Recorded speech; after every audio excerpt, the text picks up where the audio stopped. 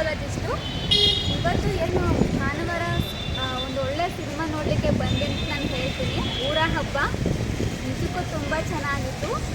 ಆ ಊರ ಹಬ್ಬದಲ್ಲಿ ಏನೇನೋ ಆ ಒಂದು ಜಾತ್ರೆ, ಅಲ್ಲಿನ ಕಲ್ಚರಲ್ಲಿ, ಅಲ್ಲಿನ ಒಂದು ಕಸ್ಟಮ್ಸ್ ಆಗಿರ್ಬೋದು, ಹಾಗೆ ಅಲ್ಲಿನ ಜನರ ಒಂದು ನಡವಳಿಕೆಗಳಾಗಿರ್ಬೋದು, ಆ ಊರಿನ ಕತೆ ತುಂಬ ಚೆನ್ನಾಗಿ ಹೇಳ್ಕೊಂಡು ಡೈರೆಕ್ಟ್ರು ಹೋಗಿದ್ದಾರೆ ಅಂತ ನಾನು ಹೇಳಲಿಕ್ಕೆ ನಾನು ಇಷ್ಟಪಡ್ತೀನಿ.